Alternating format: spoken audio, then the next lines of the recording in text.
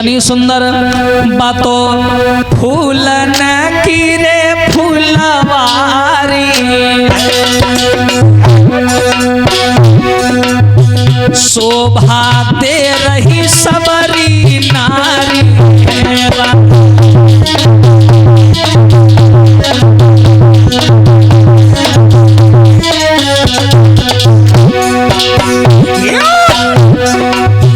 बातों फूलन की रे फुलवारी है। कितनी सुंदर थी लला जिस चंद्रवती की चंद्र छटा। कवि शिवराम जी की लाइन है ये। अरे जिस चंद्रवती की चंद्र छटा चांद को चकित कर जाती है मानो मणि वाले पर्वत पर और नागिनियां चहल मचाती है।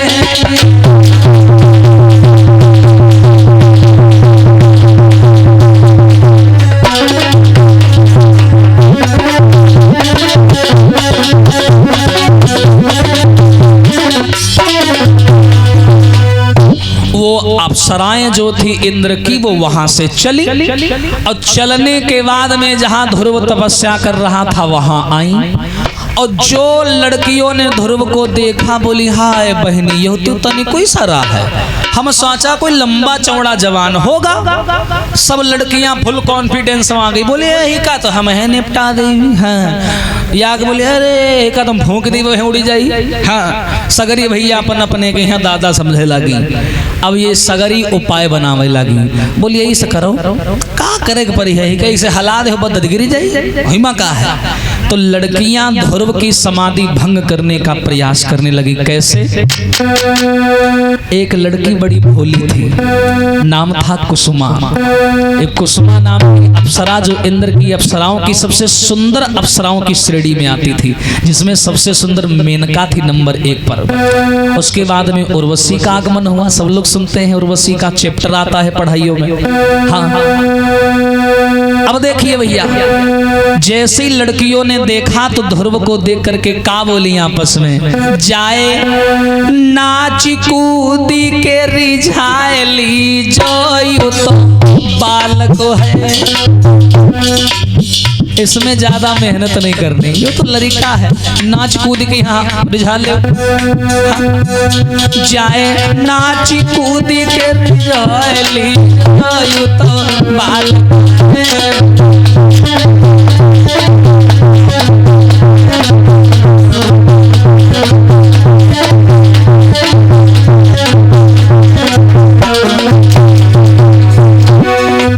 अब लड़कियां हो नाचे लागी याक बैठ गावे ओए सगरी नाचे।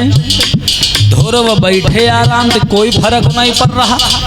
बिटियावा जाने गई हाँ हल्के में ले ली हम तुम का वैसे नहीं जागी। अब लड़कियों ने उपाय करना शुरू किया। क्या किया? अरे कोई नागिनी बनी फनु मारे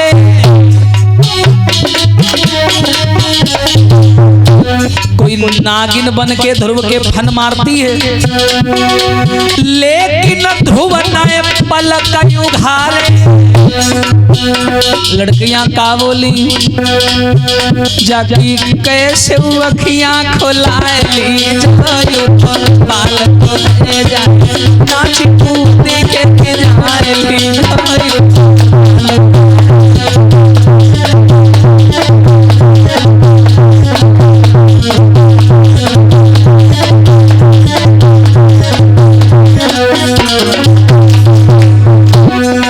अब जो नागिन बन के फन मरती रहे 50-60 दाएं फन मारे उनका मुंह बिल्कुल पिचक गवा थू लेकिन ध्रुव की आँखी नहीं खुली। याक आई बोली हटो अभी इसको मैं जगाती हूँ। बोली हाँ तुम मुँह जमा लो। वह आई क्या किया? अरे कोई बन के सिंह दहाड़े कोई शेर बनेंगे भैं भैं करे ध्रुव की आगे। लेकिन ध्रुव नए नए उघारे तो लड़कियां का बोली जब कैसे समाधि टिगाली जो तो बालक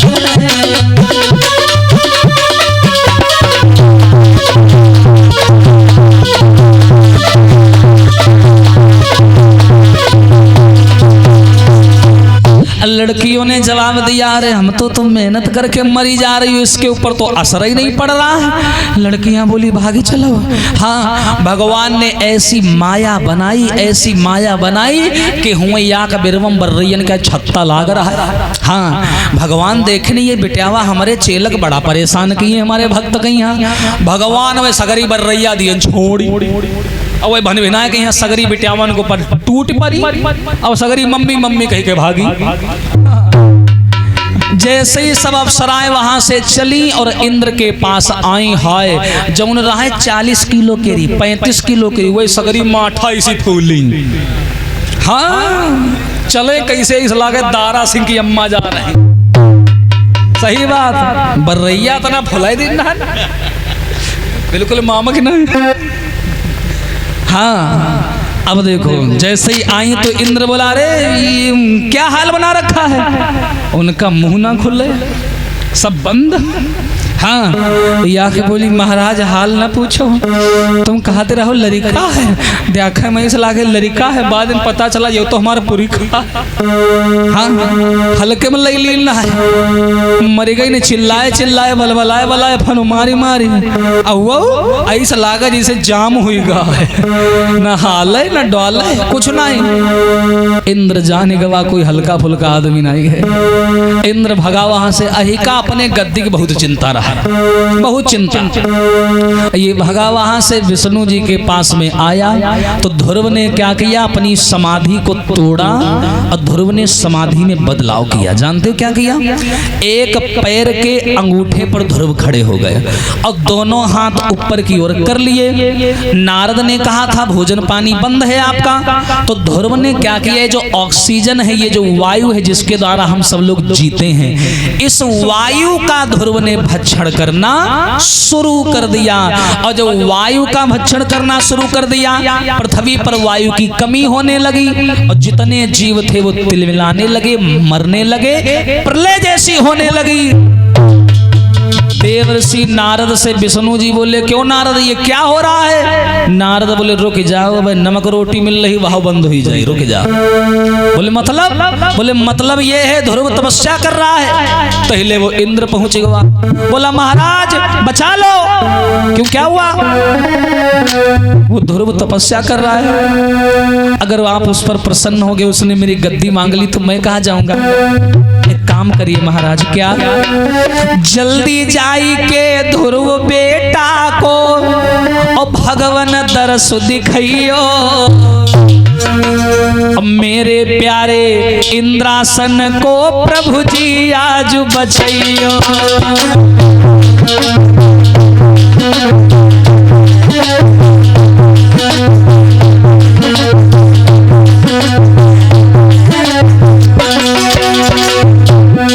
जो ये शब्द सुने जवाब दिया भगवान ने, वारे इंद्र तुम नहीं सुधरोगे दुनिया सुधर जाएगी।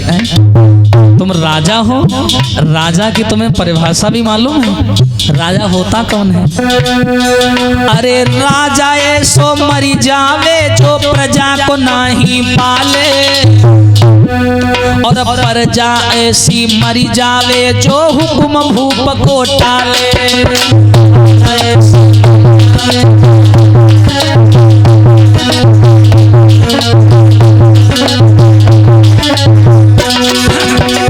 और सुनिए, अरे बेटा ऐसो मरी जावे जो पिता के काम न आवे। हाँ? अरे लड़का ऐसो मरी जावे जो पिता के काम न आवे, और बबुला ऐसो मरी जावे जो बेटन को ना पढ़ावे।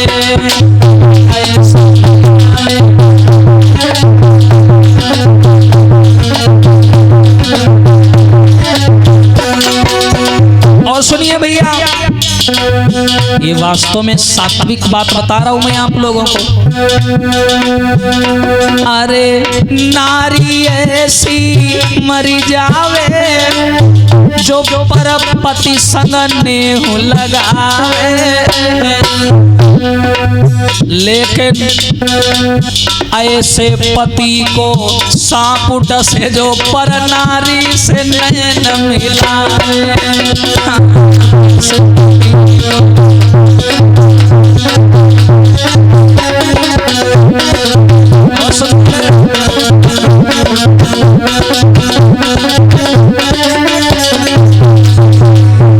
और अरे ऐसी बिटिया मरी जावे जो कुल में दाग लगावे, और ऐसे मित्र को सांप डसे जो विपत्ति में काम न आवे। ऐसे मित्र को सांप डसे जो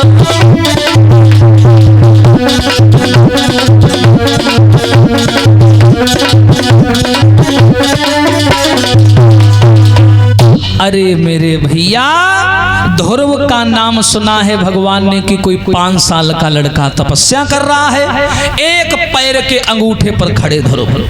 विष्णु जी बोले देर नहीं करनी चाहिए, चलना चाहिए। बेचारा बहुत दिन से मेहनत कर रहा है। चल दिए भगवान, और भगवान विष्णु आए ध्रुव के सामने खड़े हो गए, आवाज लगाई है ध्रुव आंखें खोलो। लेकिन बेटा ध्रुव ने आंखें नहीं खोली। जानते हो क्यों नहीं खोली? ध्रुव ने भगवान विष्णु की मूर्ति का जो स्वरूप था, स्वरूप का मतलब होता है आपका पर्सनल यानी व्यक्तिगत रूप अलग है, उसकी कोई नकल करे, उसकी कोई परछाई अपने हृदय में उतार ले, उसे स्वरूप बोला जाता है। समझ रहे हो? तो ध्रुव ने क्या किया, भगवान विष्णु के स्वरूप की एक मूर्ति का प्रतिबिंब अपने हृदय में उतार रखा था। एक मूर्ति हृदय में बसा रखी थी, और उसी मूर्ति को हृदय में बसा करके भगवान का नाम जप रहे थे। विष्णु बोले आंखें खोलो, नहीं खोली। आंखें खोलो, नहीं खोली। तुरंत भगवान विष्णु ने ध्रुव के हृदय से अपनी परछाई को खींचा और ध्रुव के पैर के अंगूठे में ठोकर मारी। तुरंत ध्रुव भगवान की गोद में आकर गिर गए। बोलिए भक्तवत्सल भगवान की। और जैसे ही ध्रुव गिरे और फटी फटी आंखों से ध्रुव भगवान को देख रहे और भगवान ध्रुव को देख रहे, एक दूसरे को देख रहे हैं। भगवान ध्रुव को भक्त की निगाह से देख रहे हैं और ध्रुव भगवान को पिता की निगाह से देख रहे हैं। और जानते हो ध्रुव ने क्या कहा? पिताजी हाय। जैसे पिताजी कहा तो भगवान के आंसू निकल पड़े, आंसू निकल पड़े। ध्रुव बोले पिताजी बहुत देर लगा दी आपने, ऐसे कोई अपने बच्चों को रुलाता है भला? अरे काहे इतनी देर लगाई और तुम आने ओ प्रभु कब की आस लगी है अब के जमाने।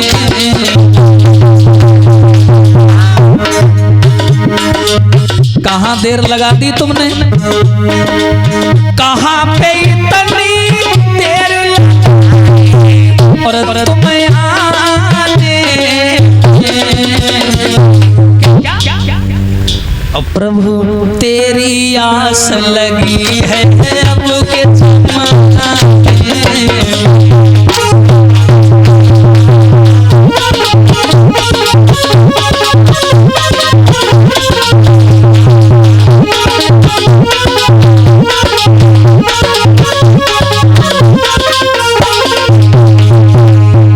ध्रुव ने कहा पिताजी इतनी देर कहाँ लगा दी? विष्णु मुस्कुराए बोले बेटा तुम पहले थोड़ी ना हो, हजारों भक्तों को मैं इतनी सहजता से नहीं मिलता।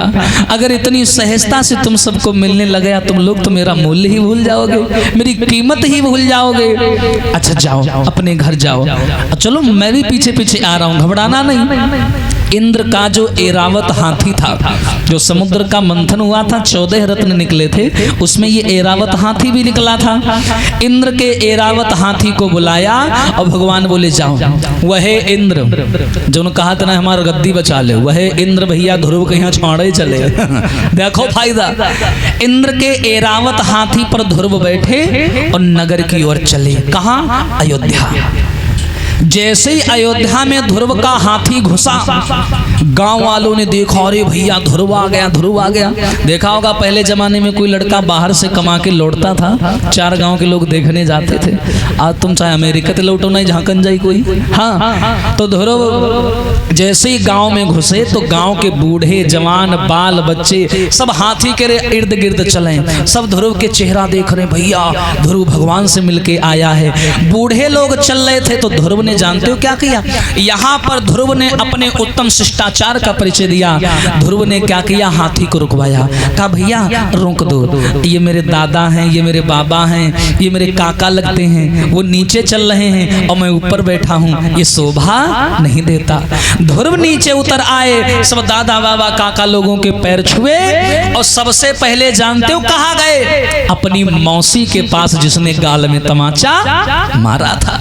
हाँ, उसको खबर लगी कि ध्रुव भगवान से मिलके आ रहे, हुआ शर्म के मारे घुस गई कमर में, कैली इसका म्यारा बंद। हाँ, ध्रुव गए दरवाजे पर, आवाज लगाई, मौसी ओ मौसी खोलो ना। और वहां अंदर रोवे शर्म मारे, दरवाजा ना खोलो। तो ध्रुव का बोले कि मौसी दरवाजा खोलो और आई गो तेरो सोते लो लाल।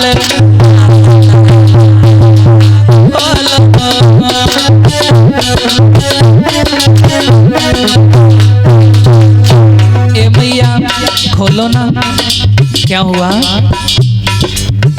तुमने तो कहा था ना मुझसे, कहीं तुम भजन नाय किया, कहीं तुमने कहा था, मैंने भजन नहीं किया, अब तो मैं भजन करके आया हूँ। ताई सो गोदनाए लियो, ताई सो ए मैया, अरे तनिक तुम मुँह से आई गो तेरो सोते लो लाल।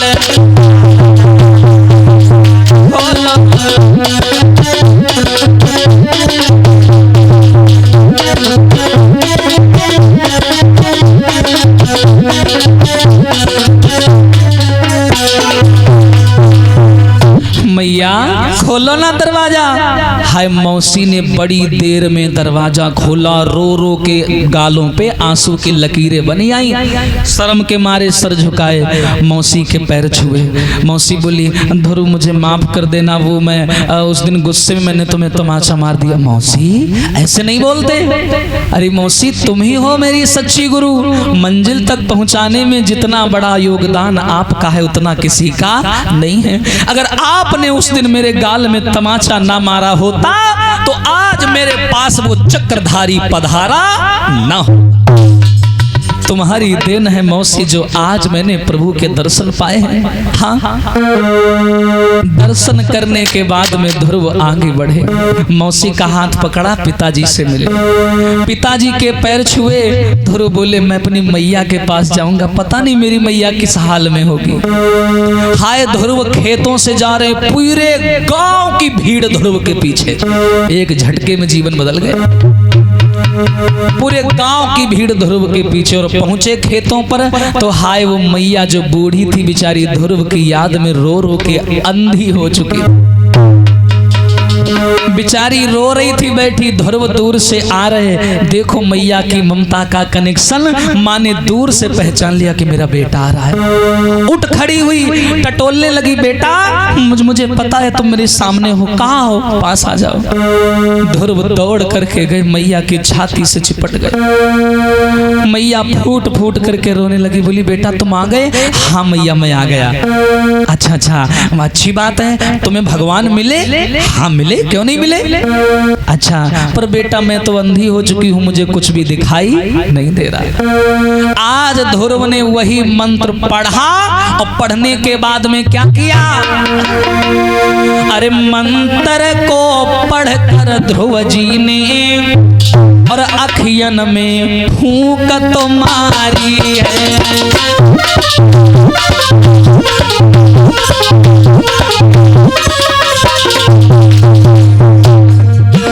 उसी 12 अक्षर मंत्र को ध्रुव ने पढ़ा और पढ़ने के बाद में जैसे माँ की आंखों में फूंक मारी, कमाल हो गया।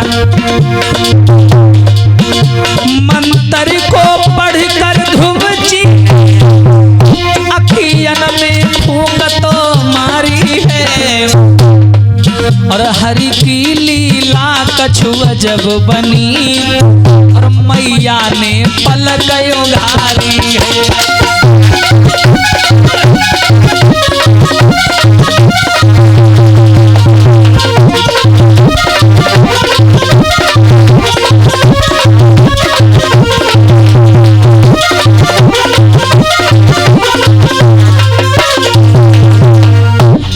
ध्रुव ने जैसे मंत्र पढ़ के फूंक मारी तो मैया की दिव्य रोशनी वापस।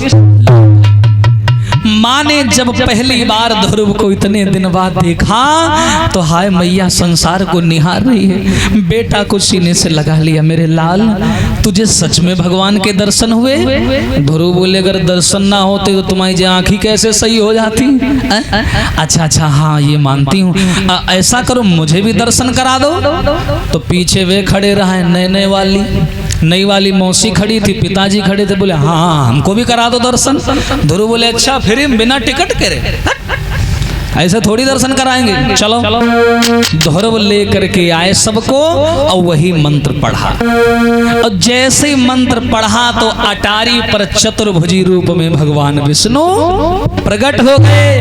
बोलिए सनैया लाल की।